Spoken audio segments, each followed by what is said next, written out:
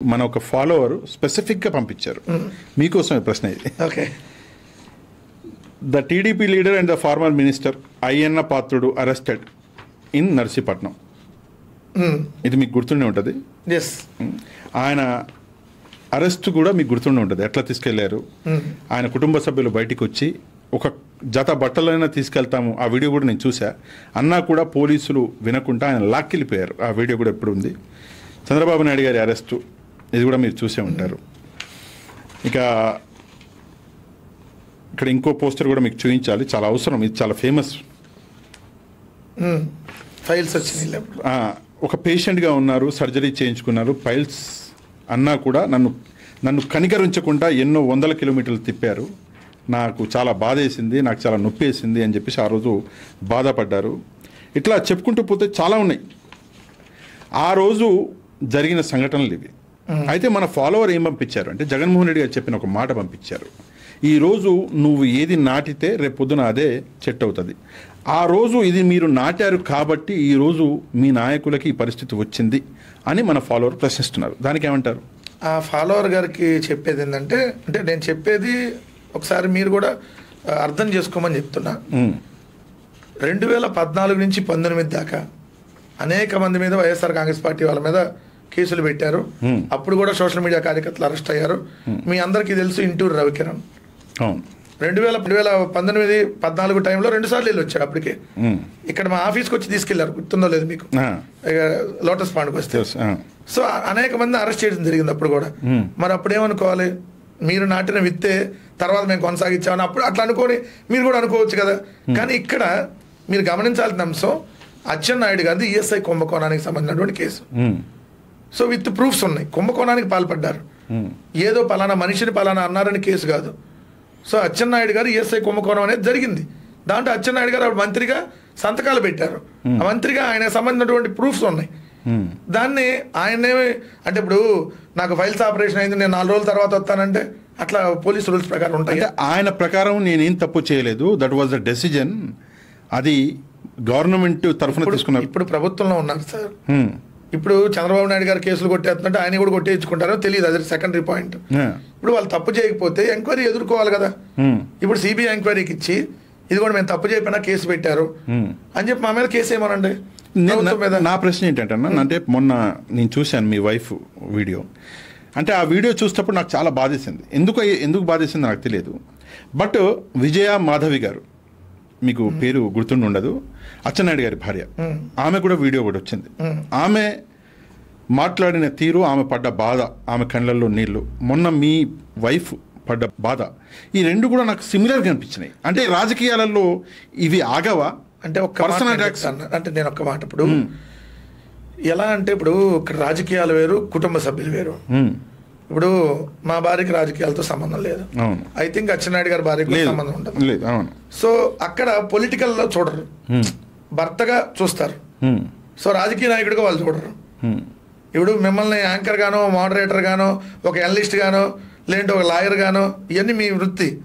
మీ ఇంట్లో వాళ్ళు దీనిగా చూస్తారా, మిమ్మల్ని పిల్లలు మిమ్మల్ని డాడీగా చూస్తారా? ఇవన్నీ అసలు వాళ్ళకి సంబంధం ఉండదు కదా. అది నాకు తెలిసి వీడియోలు కూడా ఎప్పుడో ఒకటి వస్తే చూస్తారేమో తప్ప రోజు కూడా ఫాలో అవ్వరు కదా. సో ఇదే ఉంటుంది. అక్కడ వచ్చేటప్పుడు సిచ్యువేషన్ వేరు ఉంటుంది. రెండోది ఏంటంటే, ఇక్కడ మేము నిజంగా అలా కక్ష సాధింపుకి వెళ్ళాలంటే, ఒక ఇందాక అడిగిన మీ ఫాలోవర్కి నిజంగా అలానే చంద్రబాబు నాయుడు గారిని ఇంకోళ్ళు మేము అరెస్ట్ చేయాలి, కక్షపూర్తంగా వెళ్ళాలంటే డే 1 వెళ్తాం కదా. లేదా అధికారంలోకి వచ్చిన మొట్టమొదటి ఏడాది వెళ్ళిపోతాం కదా. చివరిలో ఎలక్షన్ దాకా ఎందుకు ఆగుతాం? ఎలక్షన్ ముందు వెళ్ళి ఎందుకు తీసుకున్నా? ఆయన్ని విత్ ప్రూఫ్స్ దొరికినాక వెళ్తాం. సో ఆయన తప్పు చేశాడనేది క్లియర్. సో దానికి సంబంధించిన అరెస్ట్ లేదు. రెండోది, చంద్రబాబు నాయుడు గారిని ఆయన వెహికల్లో తీసుకొచ్చారు, మీకు గుర్తుందా?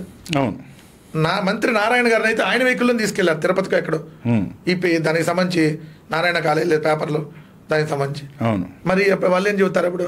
రెండోది, ఆయనకి హాస్పిటల్లోకి ఇచ్చారు. ఇది కంప్లీట్గా అచ్చెన్నాయుడు గారిని విజయవాడ రమేష్ హాస్పిటల్లోని ట్రీట్మెంట్, జైల్లో లేడు ఆయన. మరి ఇప్పుడు అదే వల్లభనేని వంశీ గారు చాలా హెల్త్ ఇష్యూస్తో ఉన్నాడు కదా. మరి ఆయనకు ఒక్కరోజు కూడా ఎందుకు హాస్పిటల్ ట్రీట్మెంట్ ఇవ్వాలి మీకు? అది మాత్రం నిజంగా ఆయన వెళ్ళేటప్పుడు వచ్చేటప్పుడు ఆ ఫొటోస్ వీడియోస్ చూస్తే నిజంగా ఒక వ్యక్తి ఎంత బాధపడి ఉంటే అంతలా వెయిట్ తగ్గిపోయి ఉంటుంది అన్నది. ఆయనకు అంత ముందు నుంచే హెల్త్ ఇష్యూస్ ఉన్నాయి సార్. హెల్త్ ఇష్యూస్ ఉన్నాయి, అందుకని ఆయన హెల్త్ ఇష్యూస్తోనే సగం దూరంగా ఉన్నాడు. ఇప్పుడు ఎవరికైనా హెల్త్ యాక్టివ్గా ఉంటే మనం మాట్లాడగలుగుతాం, లేదంటే ఇంకా బెడ్ రెస్ట్లో ఉండాలి, యాక్టివ్గా మాట్లాడలేం కదా. సో అదే ఆయన ఉంది. సో నేనేమన్నాను, మేము నాట్యం వాళ్ళు కొనసాగిస్తున్నారు అనేది చాలా తప్పు. అసలు ఈ సంస్కృతిని తీసుకొని వచ్చిందే చంద్రబాబు నాయుడు గారు వాళ్ళు గుర్తుపెట్టుకోవాలి. ఎందుకు అంతకుముందు రాజకీయాలు ఉందాతనంగా ఉండే, కానీ జగన్మోహన్ రెడ్డి అనేటటువంటి ఒక వ్యక్తిని వీళ్ళు టార్గెట్ చేసి ఏ విధంగా చంద్రబాబు నాయుడు గారు రాజకీయాలను దిగజార్చాడంటానికి ఏదైతే కాంగ్రెస్ పార్టీతో కొమ్మక్కయ్యి కేసులు పెట్టి మరి 16 నెలలు జైలుకి పంపించినప్పుడు ఎవరు వేసిన ఎత్తనం అది? అక్కడి నుంచి మొదలైందంటారు. మరి చెప్పాలి కదా అది. జగన్మోహన్ రెడ్డి గారిని మరి కాంగ్రెస్ పార్టీ తెలుగుదేశం కలిసి కొమ్మక్కయ్యా కదా. ఆ రోజు కిరణ్ కుమార్ రెడ్డి గారి ప్రభుత్వం మీద అవిశ్వాసం పెడితే చంద్రబాబు నాయుడు గారు సిగ్గు లేకుండా ఎట్ట మద్దతు తెలుపుతాడు? కాంగ్రెస్ వేరు తెలుగుదేశం వేరు కదా అప్పుడు, మరి ఎట్ట మద్దతు తెలిపాడు? ఓకే, మన నెక్స్ట్ అంశంలో మీరు మొన్న ఇక్కడ మాట్లాడారు, నేను విన్నాను, దుబారా ఖర్చులు అని చెప్పేసి అడ్వర్టైజ్మెంట్స్ అని స్పెసిఫిక్ చేశారు. 700 కోట్ల రూపాయలకు పైగా అడ్వర్టైజ్మెంట్స్ అని నేను చెప్పాది. అవును. సో అయితే విషయం ఏంటంటే, మన ఒక ఫాలోవర్ ఒక విషయం అడిగారు. జగన్మోహన్ రెడ్డి గారు దాదాపుగా ఆయన కూడా 859 కోట్ల రూపాయల అడ్వర్టైజ్మెంట్ ఇచ్చారు. ఎన్ని సంవత్సరాలు? 5 ఏళ్లలో. ఓకే, 5 ఏళ్లలో ఇచ్చారు. కానీ స్పెసిఫిక్గా ఈ ఫాలోవర్ అడిగిన ప్రశ్న అది కాదు.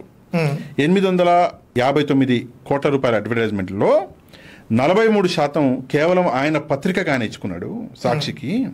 అది 371.12 కోట్ల రూపాయలు అని చెప్పి మన ఫాలోవర్ అడుగుతున్నారు. మరి అదెక్కడి న్యాయం అని చెప్పేసి ప్రశ్నిస్తున్నారు. దీనికి ఏం ఆన్సర్ ఇస్తారు? ఫస్ట్ పాయింట్ నెంబర్ 1, ఇదిగోండి అఫీషియల్ డాక్యుమెంట్ నా దగ్గర ఉన్నాయి, పంపిస్తున్నా. But here's the hard evidence, government expenditures record show professional services అంటే PR budgets skyrocketed from 121 crore in 2022-23 to 747 crore in 2024-25, an increase of 626 crores. అంటే గత YCP ప్రభుత్వంలో సంక్షేమ పథకాల ప్రచారానికి 121 కోట్లు ఒక సంవత్సరంలో వెచ్చిస్తే 2024-25లో కూటమి ప్రభుత్వం 747 కోట్లు ఖర్చు చేసింది. ఇది దీనికి అర్థం. ఇది ఒక ఏడాదికి సంబంధించి. అది నాకు అర్థమైంది. రెండు మీరు అన్న పేపర్ యాడ్లకు సంబంధించి ఒక పేపర్కే ఇవ్వడము మీరు ఇవ్వలేదు. ఒక పేపర్ కాదు సార్, అంటే చెప్తాను. జగన్మోహన్ రెడ్డి గారు ఉన్నప్పుడు ఈనాడు దినపత్రికకి యాడ్లు ఇచ్చారు. ఓకే, చివరి ఏడాది మాత్రం ఈనాడు వాళ్ళు వద్దన్నారు. ఓహో, ఎందుకు ఈనాడు వాళ్ళు వద్దన్నారు అంటే చివరి ఏడాది రోజు జగన్మోహన్ రెడ్డి గారి ఫోటో పైన వేయాల్సి వస్తుంది ఫస్ట్ పేజీలో. అది వాళ్ళకి ఇష్టం లేదా? ఆయన ఏదో కార్యక్రమానికి ఓపెనింగ్ వెళ్ళా వేయాలి కదా ఫస్ట్ పేజ్. ప్రభుత్వం యాడ్ అంటే ఇవ్వాల్సిందే కదా, డబ్బులు తీసుకొని. ఇప్పుడు నాకు ఇష్టం ఉన్నా లేకపోయినా ఇప్పుడు నా ప్రత్యర్థి పార్టీ వాళ్ళు డబ్బులు ఇస్తారని నా పత్రికలు వేసుకోవాల్సిందే కదా. అవును. సో అందుకని వాళ్ళు రోజు చూడలేక చివరి ఏడాది వద్దన్నారు. సో లోపల రాసేదేమో వీళ్ళు రోజు గలీజ్ రాతలు, పైన ఏమో సంక్షేమం ఏం జరుగుతుంది, అభివృద్ధి ఏం జరిగిందో లెక్కలతో వేయాల్సి వస్తుంది. సో అందుకని చివరి ఏడాది వాళ్ళు తీసుకోవాలా. అందుకని మీకు సాక్షిగా చివరి ఏడాది కూడా కలిపి ఉంది కాబట్టి ఈనాడుకి సాక్షికి ఒకటే రేటు. ఓకే, సర్క్యులేషన్లో రెండు ఒకటే. సర్క్యులేషన్లో ఈనాడు సాక్షి రెండు ఈక్వల్. ఓవరాల్గా మొత్తం మీద ఒక 50,000 లక్ష డిఫరెన్స్ ఉంటాయి ఆంధ్ర తెలంగాణ మీద క్లబ్ చేస్తే. ఓకే, సో రెండు సర్క్యులేషన్లో ఈక్వల్. సో రెండింటికి అదే రేట్ ఉంటుంది. ఫ్రంట్ పేజ్ 70 లక్షలు ఉందనుకోండి ఎగ్జాంపుల్, రెండింటికి అదే రేట్ ఉంటుంది. సో ఈనాడుకి ఇచ్చాం, సాక్షికి ఇచ్చారు, అదేవిధంగా ప్రజాశక్తికి ఇచ్చారు, సో ఆంధ్రప్రభ వాటికి ఇచ్చారు, ఇంగ్లీష్ పేపర్లకు ఇచ్చారు. ఇది ప్రభుత్వం ఇచ్చే యాడ్లు, జగన్మోహన్ రెడ్డి గారు సొంతంగా ఇచ్చిన యాడ్లు కాదు. ఓకే. సో ఇప్పుడు సాక్షికి ఒక యాడ్ కూడా ఈ ప్రభుత్వం ఇవ్వాల, అసలు ఇవ్వాల. రూల్స్ ప్రకారం అత్యధిక సర్క్యులేషన్ ఉన్న పత్రికలకు ఇవ్వాలి. అవును. అతి తక్కువ సర్క్యులేషన్ ఆంధ్రజ్యోతికి ప్రతిరోజు ఆడిస్తారు. ఓకే, మరి ఇది కదా వాళ్ళు కాలర్స్ తెలుసుకోవాల్సింది. అవును, ప్రజలు కూడా తెలుసుకోవాలి. ఇప్పుడు ఈ 18 నెలల కాలంలో ప్రతి నెలలో 2-3 ప్రభుత్వ యాడ్లు ఉంటున్నాయి. సో మోడీ వస్తుంటే యాడు, మళ్ళీ వీళ్ళు ఏదన్నా 1వ తారీఖు పెన్షన్ ఇస్తుంటే యాడు, మళ్ళీ వీళ్ళు సెల్ఫ్ డబ్బా కట్టుకుంటే యాడు, ఇవన్నీ ప్రతి వారంలో ఆల్మోస్ట్ ఒకటి ఉంటుంది. సరే లేకపోయినా నెలకు 2-3 ఉంటున్నాయి. అంటే దాదాపు నెలకి 2 కోట్లు ఒక పత్రికకి అయ్యే ఖర్చు ఈనాడు లాంటి వాటికైతే. మరి ఇవ్వాలి కదా. ఇప్పుడు మరి సాక్షికి ఎందుకు ఇవ్వట్లా? సాక్షి సర్క్యులేషన్ లేని పత్రిక కాదు కదా, అత్యధిక సర్క్యులేషన్ ఉన్న పత్రిక కదా. సో మరి అదే వాళ్ళు తెలుసుకోకుండా వాళ్ళు ఆంధ్రజ్యోతిలోని ఈనాడులో రాస్తారు సాక్షికి ఎక్కువ ఇచ్చారు అని. సో దాన్ని పట్టుకొని వాళ్ళు చెప్తే అట్లా. ఇంకా బకాయిలు ఉన్నాయి సాక్షికి ప్రభుత్వం నుంచి రావాల్సిన బకాయిలు. జగన్మోహన్ రెడ్డి గారి ప్రభుత్వంలో బకాయిలు ఉన్నాయి, మరి అది చెప్పాలి కదా. మరి ఇప్పుడు వీళ్ళు ఎవరు కదా బకాయిలు?